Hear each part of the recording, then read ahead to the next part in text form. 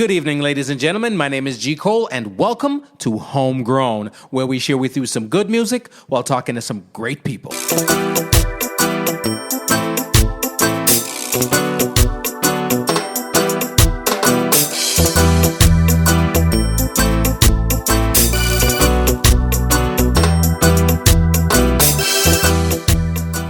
Hello world, hope you're feeling as good as I am. I want to big up all my homegrown listeners out there and welcome all the new listeners. If you haven't yet subscribed, please do so we can keep you updated when new material is available. We will be posting new episodes bi-weekly. Want to thank everyone who has been listening and sharing. Please leave us a comment. We'd love to hear from you. Please check out the website homegrownwithgcole.com to listen and for all things homegrown.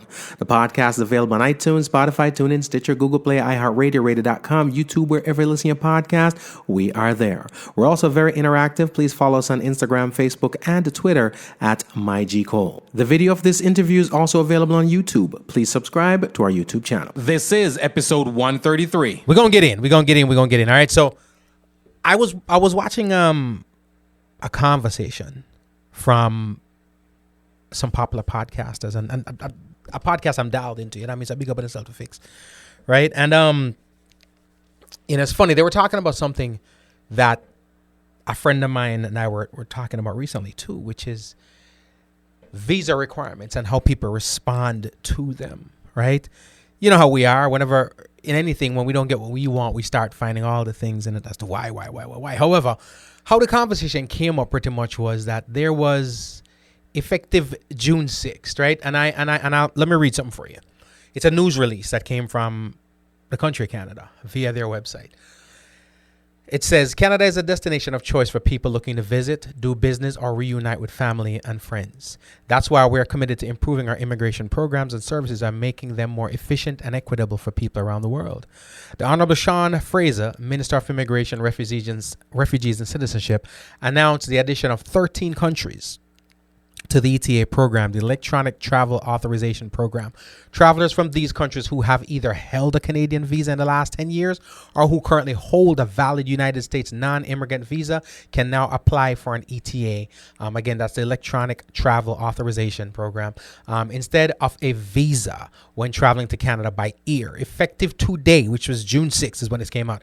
Eligible travelers from these countries can benefit from the program, right? So, loosely translated, they have lifted the restrictions for 13 countries, right, who up until the 6th of June required a visa to get into Canada, right? And they didn't just open it up. They said pretty much this is going to be for those people who have either held a Canadian visa within the last 10 years, right? And I'm sure that's pertaining to whatever background checks and whatnot would have been done previously, so they'd have gone through some form of screening and background check, right? They've also opened that up to anybody who currently hold a U.S. non-immigrant visa. So if you have a visa to the U.S. right now, I guess they deem that, whatever background check, don't quote me, or whatever the necessary qualifications have been met for you to travel to the U.S., then they'll extend it to you, right? But it was 13 countries in particular. Now let's list those countries. And of course, when it comes to what goes on in particular countries, we are oftentimes very limited because not just based on us as Jamaicans or the diaspora, any particular demographic, but if you speak to people from whatever country they're in, a lot of times they're very limited to what goes on in their region, especially Americans, right? Americans are very, very, very, very limited in knowledge when it comes to international stuff, right? They're very, very dialed into what goes on here. But it's not just them. People in Jamaica, people in other countries, right? So let's mention the 13 countries that they've lifted the restrictions on or opened up. You know what I mean? Some would say fly the gate, right? And it's in alphabetical order here. Not in, it's not necessarily any order or preference. It's just alphabetical order. Antigua and Barbuda. And I'll specify the ones that are in the Caribbean, right? Antigua and Barbuda, which is in the Caribbean. Argentina, Costa Rica, depending on what side of it you look at, they're in the Caribbean too, but it's either Caribbean, Central America. You can see it either way. Morocco, Panama, somewhat considered Caribbean, but more so again Central America. The Philippines, St. Kitts and Nevis, Caribbean. St. Lucia, Caribbean. St. Vincent and the Grenadines, Caribbean, right? The Seychelles Islands, which is Africa, right? Thailand, Trinidad and Tobago, which is also the Caribbean, and Uruguay. So we're talking about Antigua and Barbuda. We're talking about Costa Rica. We're talking about St. Kitts and Nevis, St. Lucia, St. Vincent and Grenadines, Trinidad and Tobago. So you're talking about 6 Caribbean islands. Toss Panama in there if you want to. 6 to 7 Caribbean islands, right? And what I heard them say, what they were talking about pretty much is, oh, wow, how come, what is it about Jamaica? Why Canada did not extend the list to them, right? And the post on the website goes on to say, introducing visa-free air travel will make it faster, easier, and more affordable for thousands of travelers to visit Canada for up to 6 months for either business or leisure. It will also help grow Canada's economy by facilitating more travel, tourism, and international business, and by strengthening Canada's relationship with these countries while keeping Canadians safe, right? That part's also, they highlighted. Keeping Canadians safe. So just bear in mind, this is the literature that comes from their website, right? This decision will also divert thousands of applications from Canada's visa caseload, allowing us to process visa applications more efficiently, which will benefit all visa applicants, right? Individuals who already have a valid visa can continue to use it to travel to Canada. Those who are not eligible for an ETA or who are traveling to Canada by means other than air, for example, car, bus, train, boat, included by cruise ship, will still need a visitor visa. Travelers can visit Canada, blah, blah, blah, blah, blah, to find out if they're eligible. So pretty much, restrictions raised, they're lifted for 13 countries across the globe, 6 to 7 of which are from the Caribbean. The argument was, from some folks, is, wow, how come Jamaica wasn't on that list? And one person dove into the fact that they're saying that culturally we're so intertwined with Canada. I don't know why anybody would think that. We do have a healthy Jamaican diaspora, but we got to clarify some things. I think where people go wrong sometimes is thinking of the diaspora as the nation or the diaspora as the region. For example, the United States we have the diaspora here, but it's not necessarily heavily saturated throughout the U.S., right? Now, people think, yeah, a lot of Jamaicans are in the U.S. Yes, they are. But technically, black people make up 17% of the population anyway. So that already hit the numbers down. That's a general populace of African Americans. And then whatever percentage of those people come from our countries, right? So we're talking about, it's really not a lot. So if you're looking at 50 states, the diaspora largely comprises areas like New York. And when we say New York, we're talking about, not upstate New York. We're talking about the Brooklyns, the Queens, the areas like those, right? The diaspora also comprises places like South Florida, Fort Lauderdale, Miami, the Palm Beach area, right? Some degree you might say some part of Orlando, right? The diaspora also comprises places like London, not the entire UK, because people love to make it seem like we have a strong presence in the UK. No, we're a strong presence in certain parts of the UK, London and its surrounding areas, where some people may even refer to as London, the Birmingham areas, Alston, Willesden, a whole bunch of them areas that are close to London. But technically, it's almost like saying Miami when you're not really in Miami, right? When it comes to Canada, the diaspora, you're talking about Toronto, Ontario, that area. Now, are there Jamaicans living everywhere? Yeah. While this past weekend I was in Niagara Falls, everywhere in the world I travel, I always try to find wherever the Jamaican restaurant is, right? And I was successful in doing so. And I really didn't expect one to be in Niagara Falls, but there was one there, and it's pretty good too. So we do have a presence there, but it does not mean that there's a healthy presence, and Niagara Falls doesn't have a diaspora there. So the first thing I said to myself was, don't be mistaken. We don't have a healthy contribution to the culture of Canada. We have a diaspora in Canada. It's not everywhere. It's, again, Toronto, Ontario area, right? So their reasoning was, well, we contribute. They love the culture. And, of course, this is the one thing when you talk about the young people and their perspectives, too. And I get no indictment. I love it. they started mentioning Drake and a whole bunch of people. And I'm like, that's one guy. That's an artist. You know what I mean? And artists will tap into whatever they need to tap into to capitalize and to make the best for their art. But because Drake has an affinity for Jamaica, doesn't mean that Canada has an affinity for Jamaica, right? Because we have a diaspora in Canada that represents a region there, you know, of Jamaicans and Caribbean populace per se, does not necessarily mean that Canada, the nation, has an affinity for Jamaica. Because you may see the Prime Minister make a visit every couple of years or whatever the case may be. They do that. They visit countries they hate. You know what I mean? So I guess they're trying to figure out, why is it that these other nations would be granted that access and Jamaica would not? Well, I can't say I have researched a lot on every nation, but I have done research on Antigua and Barbuda. I've done research on Costa Rica prior to this, that is. St. Lucia I have. Trinidad I have. And when it comes to bad publicity, and you know, one of the hosts, the co-hosts there mentioned branding. That's the thing about branding. Branding can be good brand, bad brand. You know, there's some brand that are terrible, but that's the brand, and that's why you don't mess with it, right? But that's their brand. Branding is a heck of a thing. Now, off the entire list here, the only name that comes up that I think is I've heard of crime and I've heard of stuff, but not as much as I've heard of in my homeland, unfortunately, is Trinidad and Tobago. I heard that Trinidad, from my understanding, Trinidad and Tobago has serious crime stuff going on there. But a lot of their crime stuff has not infiltrated other nations in a way that it became an international brand, so to speak, right? As far as I'm aware. You go there and there's crime there and there's crime everywhere. You go there, anything can happen, right? Just like any other countries, right? Costa Rica has a fairly low crime rate from my research. Last time I was in Costa Rica, I was, doing some research while I was there too, and the crime rate is low, right?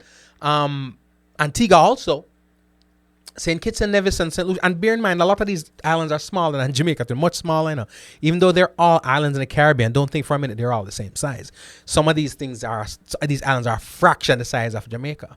Now, smaller places do also tend to have less crime, right? As does Europe in adverse to the US. The UK in adverse to the US. A lot of it is just sheer size and numbers. So crime rate's going to be lower, right? Doesn't mean that there isn't crime. And the funny thing is, when you talk about crime and violence, of course, they're doing it per capita, so it appears the way it appears. But realistically speaking, if you're going to put countries on the list of places that you shouldn't go, you probably need to put the U.S. on that list too, because it's dangerous over here, right? But nonetheless, you do have where countries will list other nations, and these are vernacular I hate to use. But first world countries, so to speak, will list countries that they deem third world countries, and they'll put some of them on what they would deem travel advisory lists, right? Sometimes they'll tell you straight up, avoid these countries. Because there are some countries they'll say don't go. And if you go to the websites, they'll tell you that. But then there are some countries that they just refer to as travel advisory. Be careful, right? Don't advise it. And there are different heightenings, and this goes across the globe. You can go to any country's website, go to the U.S. website, and it'll tell you what countries have travel restrictions, travel advisory, and the level of the advisory, right? From lowest to highest, to countries that they don't recommend you go, period, right? Now, it's the brand that people are concerned about. And when I say brand, again, when we talk about brand, we always think about good branding. But branding is not always a good thing. You got good brand, you got bad brand. Overall, it is your brand. What is your brand, right? That's why you got to be careful of the brand you put out there. Now, again, we talk about Trinidad and Tobago. Trinidad and Tobago, there is crime. They have their own issues with crime. If you talk to people if you have relationships with those people who are from Trinidad and who have a close relationship, because not because you're from there, you have a close relationship, right? But those people who spend a lot of time in Trinidad, travel back and forth, they'll tell you there's crime there. And like everywhere else, You gotta know how to navigate. No different from being in Miami, being in New York. You gotta know how to navigate. You know what I mean? However, from my understanding, the crime in Trinidad hasn't surpassed its shores and extended itself to become a staple and a brand, a negative brand in another country like the US and Canada, as it has with Jamaica, right? There's been gang violence and stuff like that that's stirred over in New York and other places like that. So there's an ill branding, right? And that hasn't gone away. And in recent times, in the last couple of years, we have not done anything to remedy that situation, right? We still have that happening right now. We're negative, where that kind of violence has spilled over in the streets of Fort Lauderdale and stuff like that. So there's a blemish. And I am sure that that is the reason, or part of the reason why Jamaica is not on the list of the 13 countries that were granted this visa-free access to Canada, right? But amongst our people, some people take it personal, right? Some people be like, why is it, and so forth. I don't know. I haven't spoken to the Prime Minister, but if I was to speculate, I'd speculate that that's part of the reason. However, I think what gets people up in arms is entitlement. And sometimes we feel a sense of entitlement. And why do we feel that sense of entitlement? Well, culturally speaking, in the Caribbean, I think the loudest, and when I say loudest, I mean in a good way, the loudest, the most prehensile, the most enigmatic, the most fun, the coolest, the most dynamic, and the deepest culture is Jamaican culture. Other nations have their thing. Trinidad have them thing, don't get me wrong, right? But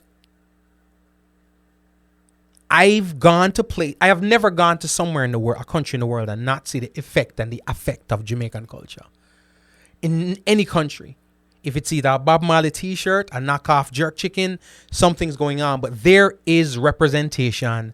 And this is not always by Jamaicans being in the place. I'm just talking about people, whether they've been to Jamaica or whatever the case may be. But I have never gone to a country in the world or a state in the United States and not seen the impact to some degree of Jamaican culture. And if I say, or somebody mentions Jamaica, or they ask you where you're from, oh, Bob Marley, oh, Usain Bolt, oh, Champ, or whatever the case may be, whether it be, oh, jerk chicken. So they're either going to refer to the food, they're going to refer to the culture, they're going to refer to the beaches, they're going to refer to the music or the sports, right? Other countries have their mark. And Trinidad is, I would say, probably the next in line in terms of visibility and popularity from a cultural standpoint. But nowhere near the visibility of a Jamaica.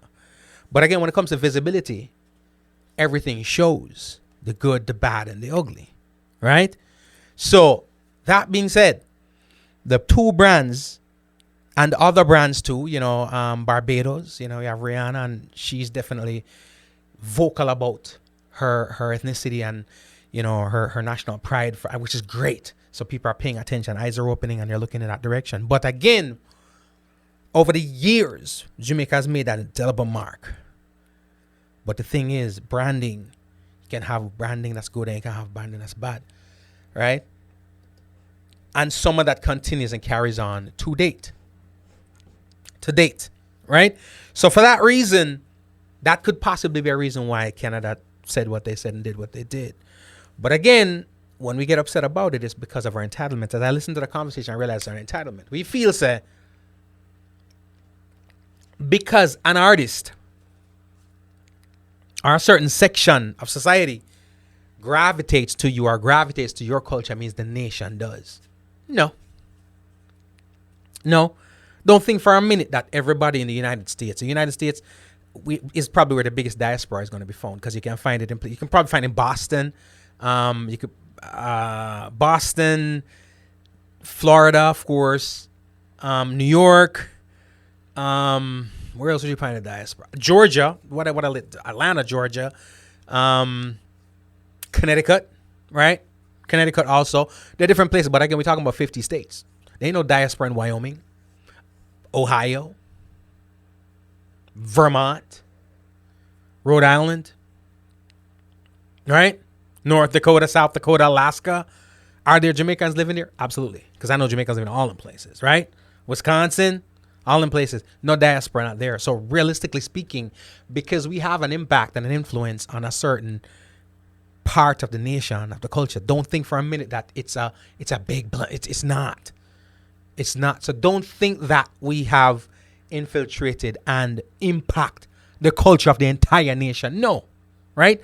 And we do have more of an impact on the US culture than we do Canada. Again, the diaspora in Canada is smaller. It's populated in a smaller area, right? And just because, again, an artist or two, a Bieber, a Drake, or whatever the case may be, that person has a relationship with some Jamaican artist and then they're Jamaica every minute, that guy is not Canada. He's that guy. He don't make these rules. He has zero say as to what goes on within the embassies of Canada, right? And the government, it have nothing to do with that. No say, no nothing, right? So we have to get away from our entitlement and feeling that, oh, because the man jump on tour, remixing popcorn and saying popcorn to OVO, that, oh, Canada loves Jamaica. No, right? Majority of us in Jamaica have family that lives outside of the U.S. and they're living in predominantly 3 countries, right? Canada, the United States, and the United Kingdom. Now, I've got people from Jamaica and friends from Jamaica who live in Holland, who live in Germany, who live in other Caribbean islands, who live in Brazil, you know what I mean? Who live in in China, right? Japan, right? I have friends and family that live in all those places I mentioned, right? So we are everywhere. But predominantly, our family members are probably going to be, almost everybody's got a family member, either in the US, the UK, or Canada, right? That's your affiliation with that nation, and it stops there, right? Your family member, and they're not necessarily a part of the diaspora either, because your family member doesn't necessarily live in that in that area, right, where that bit makes up the diaspora. So to sit there and think that, wow, how come Canada didn't include us on that list because we have a relationship with... Explain to me the relationship that Jamaica has with Canada. It's explain it to me. Because your auntie and your grandma lives in Canada does not mean the nation of Canada has any special relationship with Jamaica than any other country. So it leaves you, again, just like all the tongues wagging right now, why? And I must agree with the lady on the podcast that it is highly likely that the reason that Jamaica is left off of that list is because of the branding. Again, crime is high right now in Jamaica. Per capita, again, don't quote me on any one of these places, but per capita, as far as I am aware, on this 13 country list that excludes Jamaica, our crime rate is probably higher than all in 13 countries, right? Doesn't mean that these countries don't have crime and even high crime. But again, it goes back to the branding.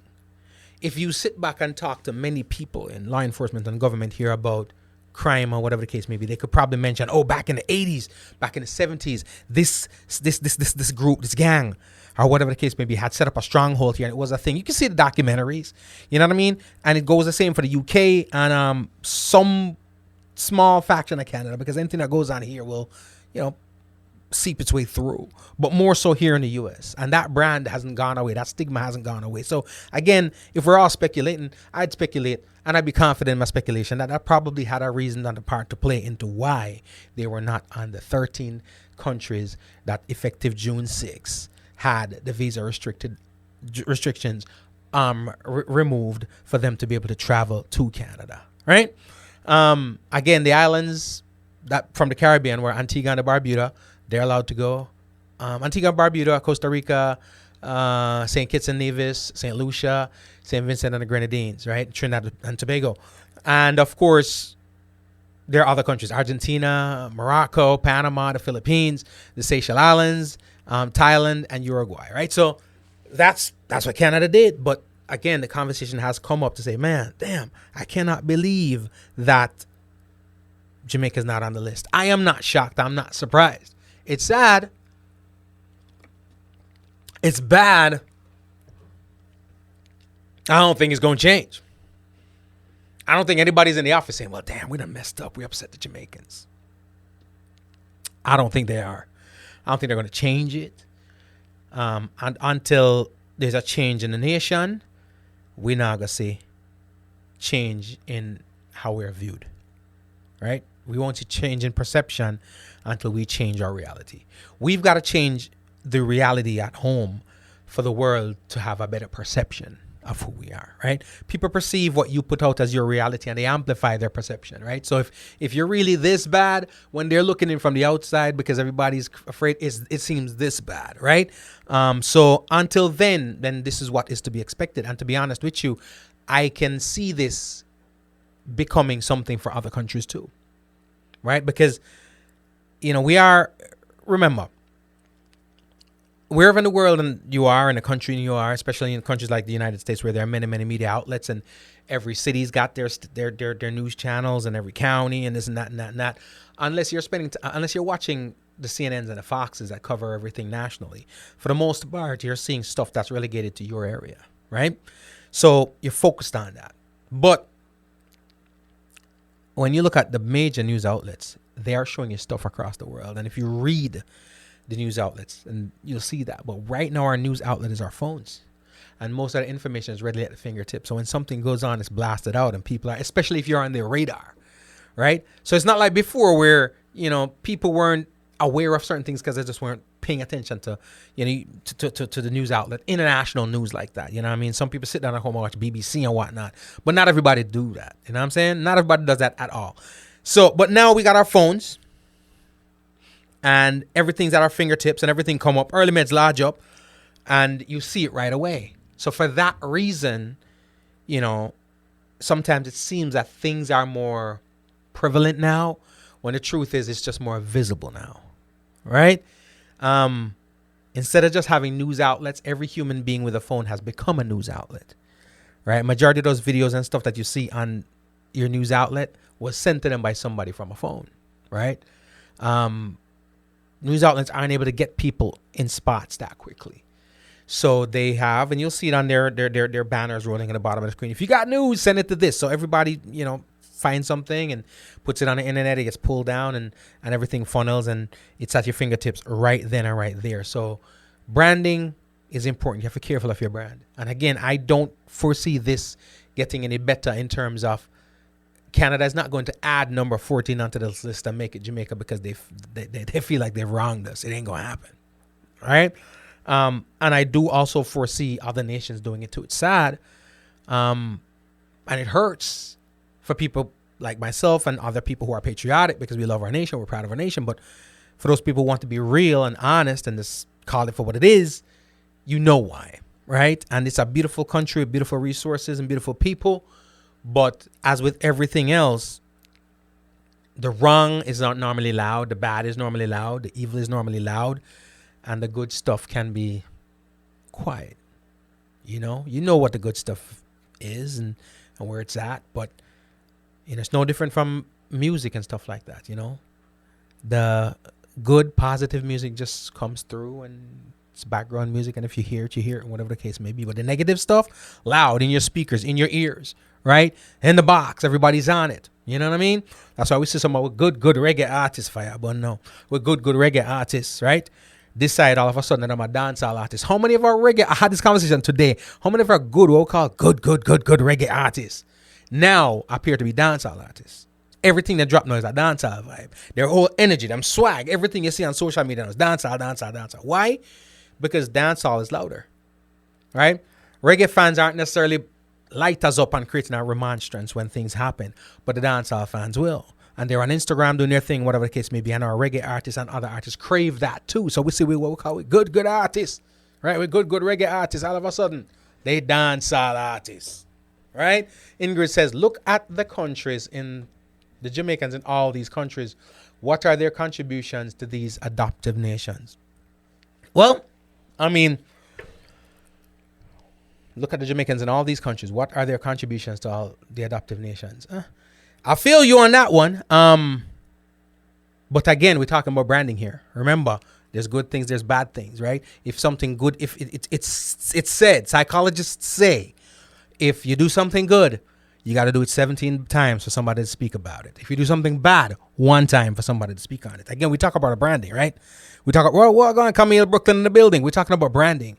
So while Jamaica is pop culture and is branded across the world for our sports and our athletics, right? And our food and our culture and our vibe, right? Branded as one of the most fun countries in the nation.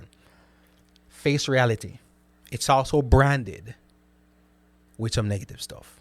And again, in adverse to the other countries that are on that list, Jamaica's negative stuff has seeped over and made a mark, etched its way in some in the United States and Canada and the UK, just like the good stuff has. So when we talk about the contributions, right? We talk about the contributions. We've contributed everywhere we go. That's just who we are.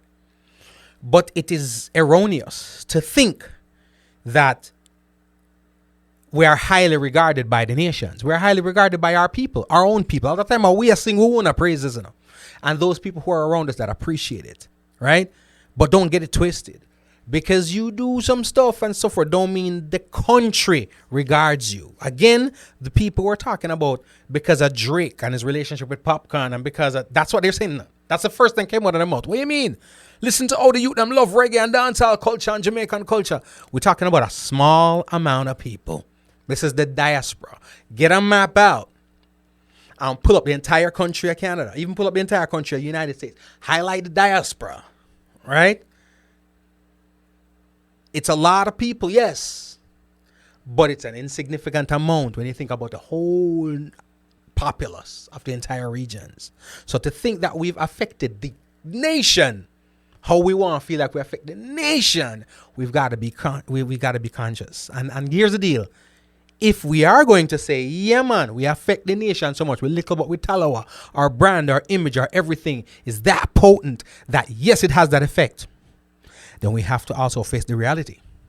The negative stuff that we have brought forward too. And again, we're not calling the gang names, but think about the 70s, the 80s, right? And knowing that the 2000s and 20s where these gang things have moved over and have become crime issues here. And these things are on crime radars and you can sit on a yard and watch CNN and talk about a Jamaican gang by name. Think for a minute. Just like how you feel like reggae music. And just like how you feel like jerk chicken. And just like how you feel like Usain Bolt has branded and has contributed and has done something for the legacy and the brand of Jamaica in these nations. Why would you not think that the negative stuff haven't stuck and stayed like what Camille said? Right? It's no different from how musicians and artists think nowadays, you know. They want to escape responsibility. So what the musician will say when they want to sell themselves to a corporate entity, yeah, man, sign me as your person, as your ambassador, because I have the ears and the hearts of the people. They listen to me, right? But when it's time for responsibility now, when you do some messed up music and they say, yo, artist, I want to go on, you're upon, well, no, man, that's just entertainment. The people them not really take it serious. Then if they're not taking it serious, then how come you not tell me yesterday, said them take you serious, someone must pay a certain amount of money for advertise on my behalf, right? So what we do pretty much is, again, we're a powerful, we're a prideful people. So when we get the scales of life, we illuminate what we see as the good, and sometimes we pretend that the bad doesn't exist, right? When I was working in the travel industry, I'm telling you, it hurt me to my soul, I'm a core, when people would speak of countries that they don't want to visit, that they have never visited, but they don't want to visit because of what they've heard. And Jamaica was always one of the major ones. They have never been, don't know how great, how dope, how lovely it is. But the brand was always there. I used to hear people say, oh, I don't want to go to Jamaica, I don't want to go to Mexico. Think of Mexico, for example, right? You got Cozumel, right? You got Zihuatanejo, you know what I mean? Mazatlan, Cabo San Lucas, all them kind of areas. But when they think Mexico, they're thinking Tijuana, Mexico City. Know what I mean? That's what they're thinking because of certain brands. And that brand is media, mainstream branding, right? TV, movies, whatever, the news and cartels and whatnot. And not to say it's not true, but as a result, they've never been to Mexico, but not thinking about the fact that I can go to different areas in Mexico that's nowhere close to there. Right? No different from when you think Jamaica. I'm from Ocho Rios, Jamaica. I'm from Ocho Rios, Mocha Wagwan, crime-wise and whatever. And nobody's immune to the trials and tribulations of life. Crime is not relegated to no one area like it used to be. It's all over. But at the same time, it ain't just people out in the streets just running around and shoot people. And again, good old Uncle Sam, if you don't want to keep it real, there should be a travel restriction on this country, because Bethesda nowhere more dangerous than the U.S., right? Your kids go to school, you ain't no guarantee they're coming home, right? So, believe it or not, the U.S. ain't the safest place to be. But they control the narrative, so it is what it is, right? Same thing goes when it comes to places like Canada. Again, they've added 13 countries to their... They've added 13 countries to their ETA program, and they're saying travelers from these places who have held a Canadian visa in the last 10 years or who currently have an active, valid U.S. non-immigrant visa can visit Canada without a visa. And 13 countries were added to that list, six, if you count Panama, 7 in the Caribbean, and Jamaica was excluded. The argument from many people was not just the fact that Jamaica was excluded, is why, and they feel like Jamaica shouldn't be excluded because of the relationship it has with Canada. It doesn't have a relationship with Canada, right? Popcorn and Drake's relationship is not Jamaica and Canada's relationship. Your relationship with your auntie and your grandma that lives in the diaspora is not the relationship with Canada and Jamaica. It's just not. It's just not. Right? So, when we use the word relationship, we got to use it properly. All right? Andrew Woolness and the Prime Minister of Canada aren't on the phone saying, what up? No. Right?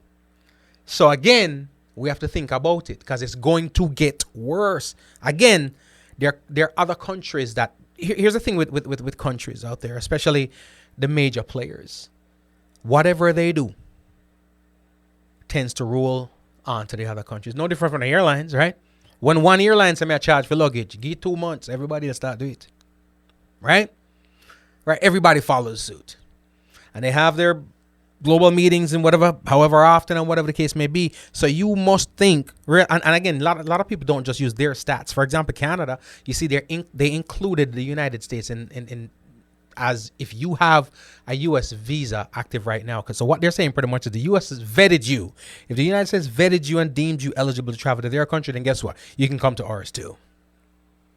If we vetted you in the last 10 years to come here, then guess what? Then you're straight, you cool, right? That's what they're saying. So other countries are going to do the same thing too. So expect for stuff like this to come from other places, right? It's because our branding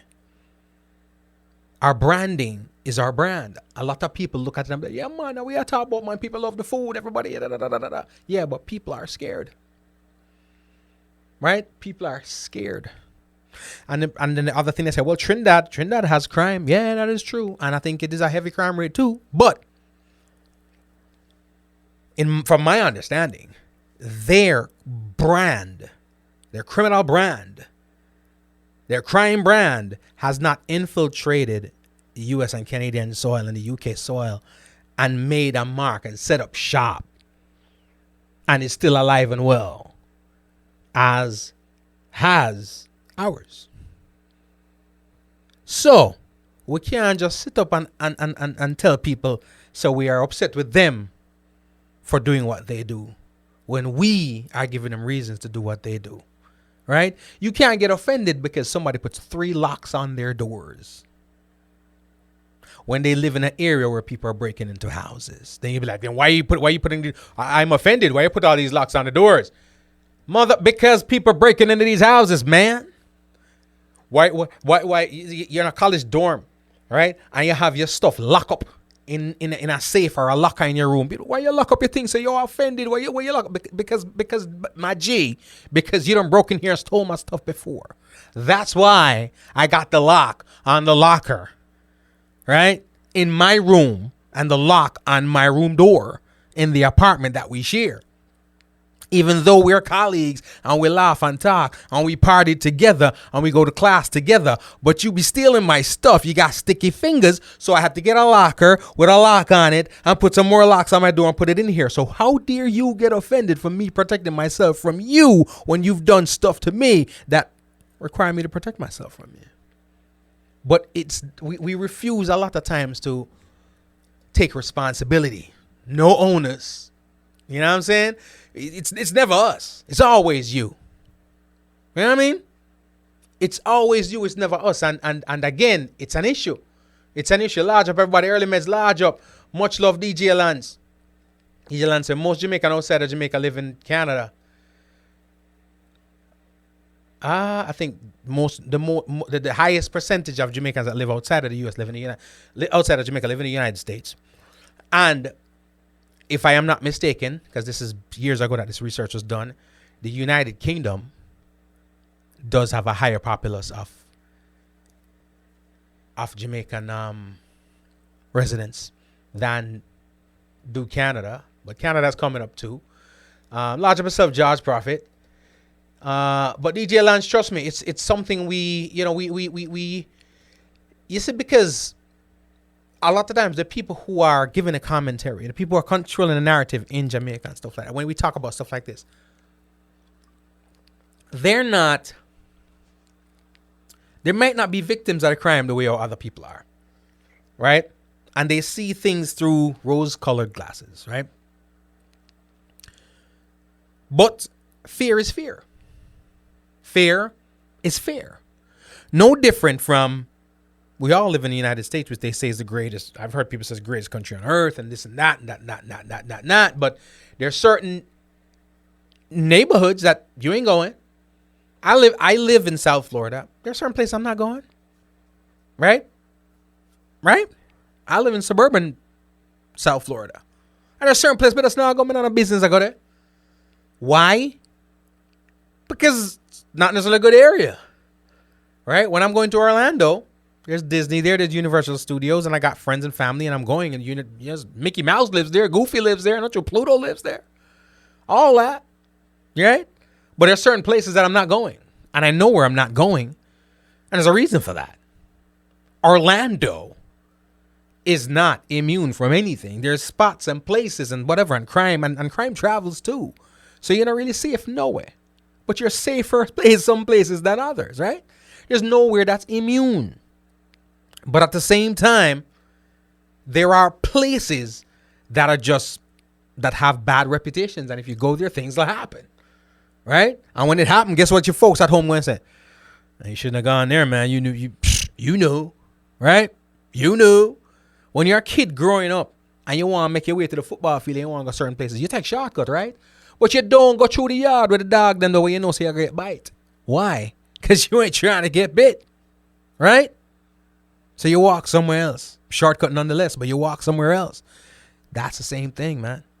You know what's going on. Avoid it. And that's what the people are doing. And that's, unfortunately, it's because of the brand that we've created. Now, when I say we're all Jamaicans and we're all proud of the nation.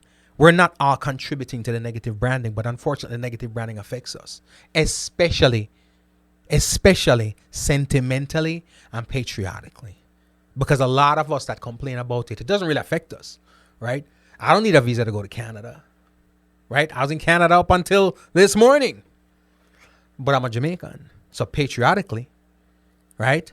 Sentimentally, it affects me, right? But I am not also going to be disillusioned. I'm not going to lie to myself. I'm not going to rid myself of introspection and say, guess what? They are saying these things and doing these things without merit. It is not true. So again, every time we want to say, well, what are our contributions? We did contribute and we contribute to everywhere we go. But we also contribute to the decay of other places too. And contributions are contributions however they go. It's not the good contributions that are holding us back. It's the bad ones. What can we do? Is there anything we can do? Because remember, you who's saying that and me who said that we are not the ones committing the crime. So can we reach the other people who are able? Is it even possible? Or is it gone? Is it just going to hell in a handbasket? Is it over? Is it a wash? Is there I would like somebody to look at me and tell me, is it done? Is it forgone? Is there nothing we can do? Is it a wrap? Is it a wrap? Is there nothing we can do to remedy crime? And I'm talking about the populace here, not the prime minister, because he ain't got no answer, right? Minister of Security, they ain't got no answer. Law enforcement, they ain't got no answer because truth be told, if you trickle down things, they probably have contributed in some way, shape, or form. And I said them just a walk around and you know what I mean, and a vigilante the thing and I create some sinister stuff in the background. I'm not saying that. But they've contributed in their own way to the negative brand, right? To be perfectly honest with you, there's not a single politician that I think is without blame, right? Some more than others, but all of y'all. Pink slips, fire everybody. It's just that who you gonna replace them with? I don't think there's such a thing. Vex if you want vex. I know some politicians, some of them don't want to come on the show. I don't want them on the show. When they see me, it's all love, but they kind of feel away because this is my sentiment, right? So I'm not talking about the politicians because there's nothing that they're going to do. Not a damn thing, right? Let's talk about the people. Is it foregone? Is it a wrap? Is it a waste? Should people be packing up and trying to find somewhere else to go? Or, you know what I'm saying? Let me ask the masses that, right? Let's see here. I was in Jamaica, DJ Lance, I was in Jamaica in 2009 when they had a convoy in Jamaica. They said, what make people like us in the same reason they hate us? What make people like us is the same reason they hate us. Clarify that for me. Jamaican can't come to the UK now. That's sad too, right? With all that we've contributed to building. And again, you know, when we talk about our contributions too, sometimes we make it sound like, say, we got up and decided, let me go contribute to something somewhere. No, we went seeking a better life. It was a paid gig.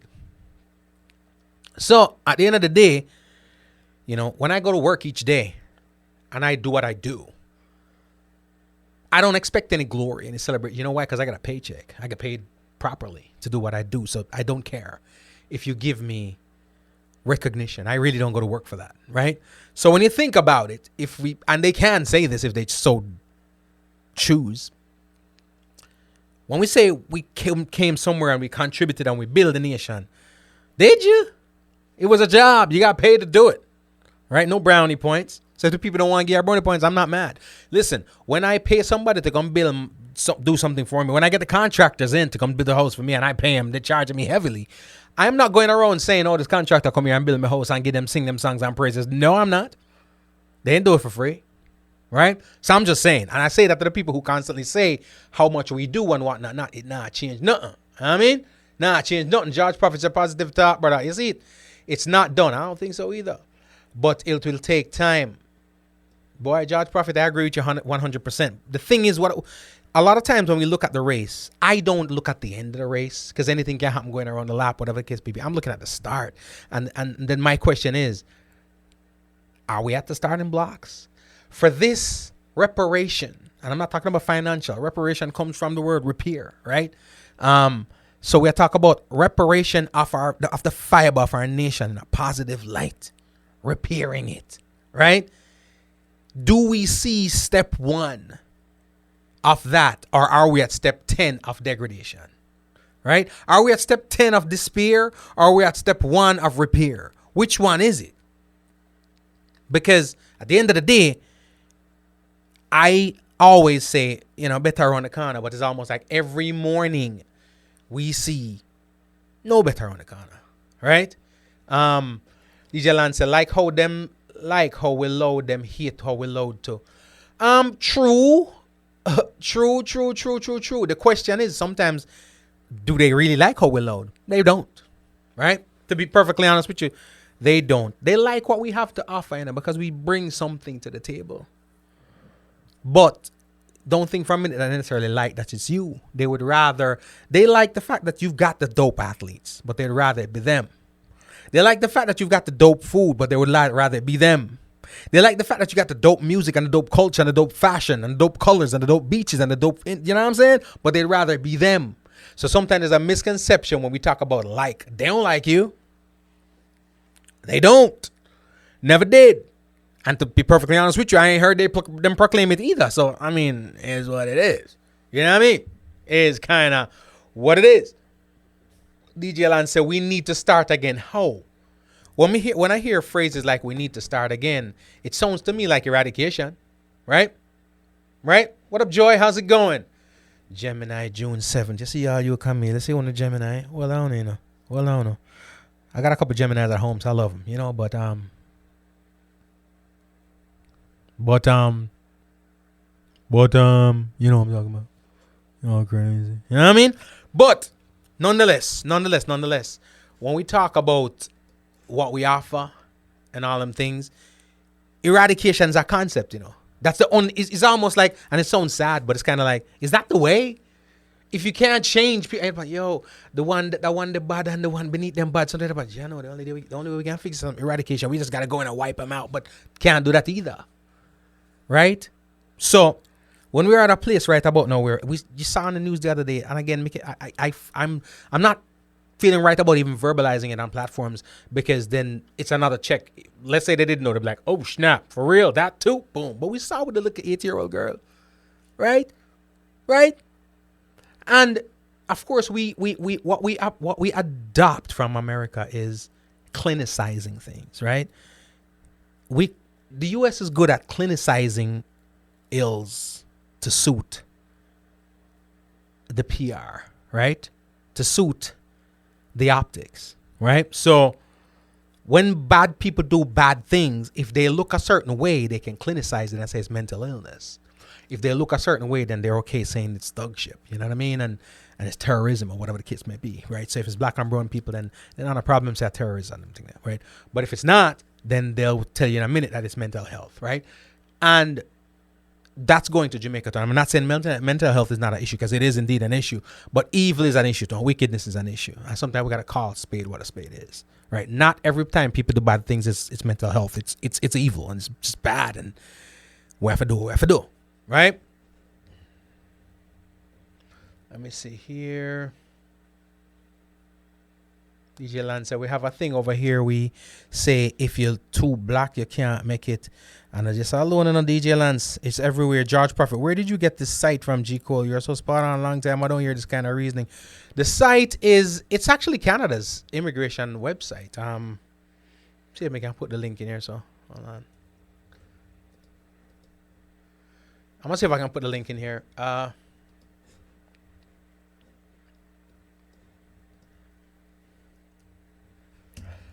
George Prophet, see the link there. But and again, like I said, it's what it is pretty much is, just to clarify, it's effective June 6th. Canada is and this is coming from their site. Canada is a destination of choice for people looking to visit, do business, or reunite with family and friends. That's why we're committed to improving our immigration programs and services by making them more efficient and equitable for people around the world, right? There's a part of it that you cannot ignore, though, you know. I'm going to tell you where that is. After they listed the 13 countries, they say, introducing visa-free air travel will make it easier, faster, and more affordable for thousands of travelers to visit Canada for up to 6 months for either business or leisure, right? I am sure, here's the thing with business or leisure, both of those contribute to the economy. So people can come in here, do business, you know, legal business, contribute to the country. Great, dope, fire, love it, right? Leisure also contributes financially, because that's me. I was there for leisure, right? I went there and spent a ridiculous amount of money. That went in their economy, right? It also will help to grow Canada's economy by facilitating more travel, tourism, international business, and by strengthening Canada's relationship with these countries. But you ready for the conjunction right here? The conjunction right here says, comma, while keeping Canadians safe, right? So while they do what they do, the part of it that ends that sentence right there that they have taken into great consideration is while keeping Canadians safe. So when I open up my borders, to John Public, how do I do it? And who do I keep out in order to still keep my folks safe? Safe. Now, I'm not going to get into people running off and people staying in the country illegally and whatever. I ain't getting into none of that, right? That happens. But I'm talking. I honestly don't think that plays as much a role, because people do that from everywhere, right? I don't think more Jamaicans overstay their time in the U.S. or the UK than any other nation. Why? You know the reason why? Pure metrics. Because more Jamaicans don't get into the countries, period. Right? Just like we say, you can't blame a lot of things on the black folks because we don't make up that much of the population. 17% is not much. Right? 17.5 is probably where we at right now, 18.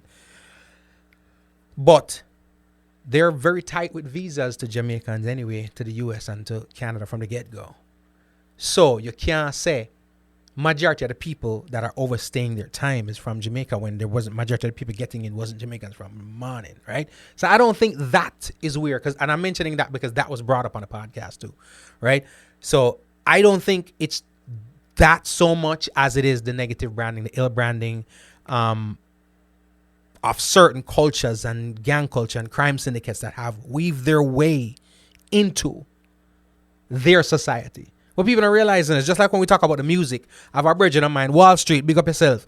Wall Street always saying, well, dancehall music has always been violent and it's supposed to be that way, for lack of a better word. It's about girls, guns, and something else, right? And when they say, but that's not beneficial, like, well, hip hop does it and hip hop sells. Yes, but hip hop is their trash.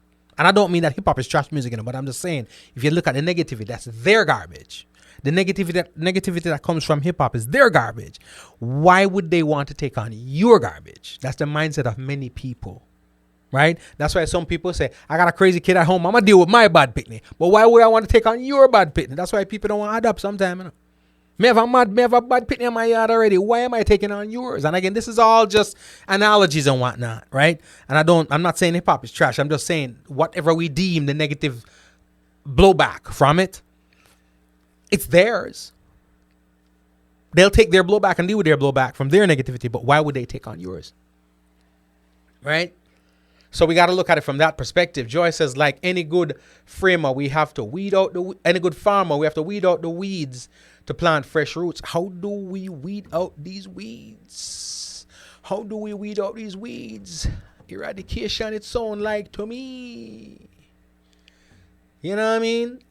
You know what I mean? Eradication is sound like to me. George Prophet, where did you get this energy from? My brother, lots of people know it but can't come up front with it. You did share this link. Brother, the thing is this. I speak on it primarily because it bothers me, you know? It bothers me. Many things bother me. But the one thing I'm not going to do, I refuse to do, is to just look at one side of a coin. You know, when people say this thing happens and it hurts me to my core, if they have a reason, they have a point, if they're right, if their logic is, you know, beyond, you know, refute, then me have to just roll with it and say, they're right. While I feel bad and personally, my spirit bruised, but if it's the truth, then it's just the truth. Right? And again, it came up from a conversation that I was listening to, and more so their reasoning, because there was a lot of reasoning. They were, for lack of a better word, disappointed. No, not disappointed. They felt violated and disrespected that Canada, that they deemed had a relationship, a good relationship with Jamaica, would do this to Jamaica, but Canada not do nothing to Jamaica. That's one. And two, they don't have no good relationship. Again, it's a misconception that because your favorite artist has a relationship with Jamaica, or two favorite artists have a relationship with Jamaica, because your grandma and your auntie and your uncle lives in another country, that country has a relationship with your country. They do not. And as far as I'm concerned, Canada doesn't have a relationship, no great relationship with Jamaica. Right? They're just another nation. Right? The UK, people would think the UK has a great relationship with Jamaica, but they don't. Just a former sovereign nation. Right? Who relieved themselves of the burden of us when we got our independence, and we celebrate our independence and say, hey, we got ourselves independent of England, when the truth is England got independent of us without a penny being spent. Right? So that independence was not necessarily beneficial to us as much. It was beneficial to us from a sentimental standpoint and a patriotic standpoint, right? And heritage standpoint. It was significant. But in every other aspect, that independence that we got was really an independence that they got. They benefited from that independence because they were able to capitalize on us and what we do and reap millions and billions and billions and billions off of it and build their nation. And then we say we want independence and they let us go. Right? They let us go. And we celebrate and say, yeah, we're independent. But the truth is, they are the victors in that independence. Right?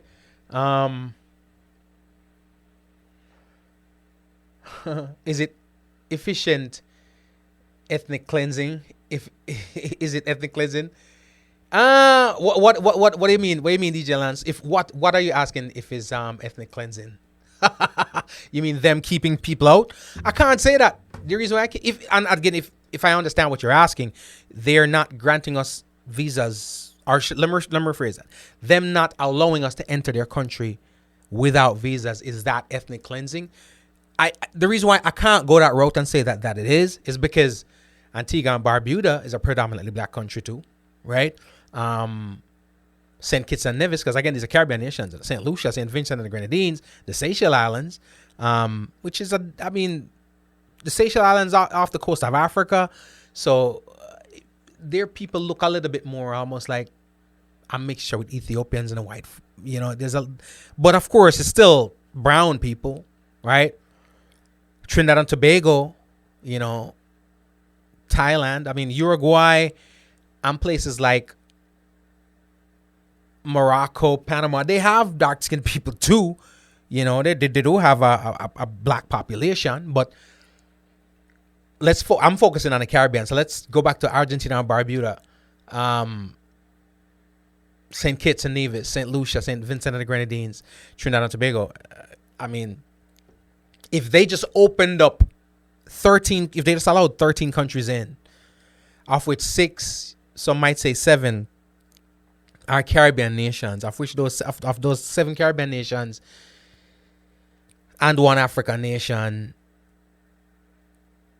and 1 Central American nation, of those 10, 7 or 6 are predominantly black nations, and I can't consider that ethnic cleansing. I don't want to. Let me tell you something.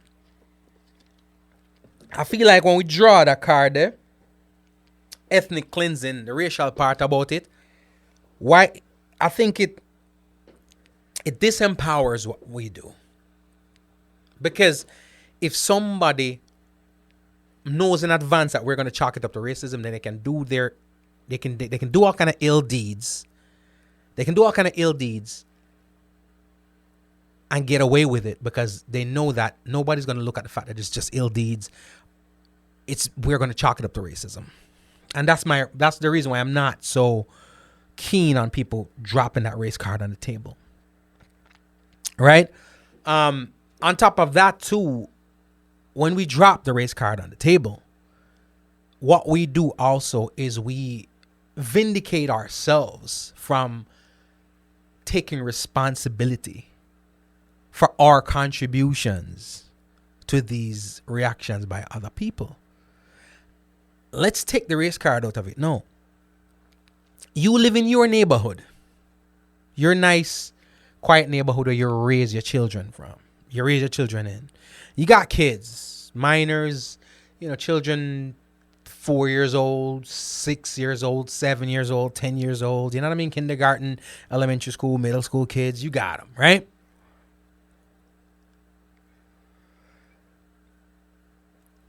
But there's some sex offenders trying to move into your neighborhood, and there are rules and laws and legislation that's keeping them out. Are you going to be like, no, man, that's not right? Let them in the neighborhood. Those laws are a little bit too much. They're too, you know what I mean? Mm-hmm. Yeah. Let them. No, you're not going to do it because you see them as a threat to your family. And especially since you don't have to go out there and do anything because these laws are already in place, not created by you, but in this case are protecting you. You're not going to have a problem with it because you see the threat, right? No, somebody could look at you and say, well, is that ethnic cleansing? Are you looking at it from a racial standpoint? Is that why you don't want the people in the neighborhood? When the truth is, it's got zippo, zilcho, nada, nothing to do with it. You don't want the man in the neighborhood because he's a sexual offender, right? Simple as that, right? So sometimes we got to be careful with the cards that we put upon the table. Know what I'm saying? So, no such word as independent. The word is dependent. I saw the thing go. DJ Lance, you know, easy, you know.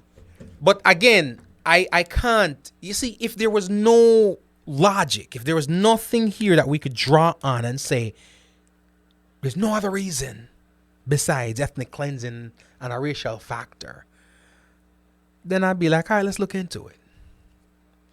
But if the racial factor was a contributing factor, period, if I was to put it on a list, it would probably be way at the bottom, and there would be a lot more sustainable, viable, provable reasons all the way down that list as to why we are looked at the way we're looked at.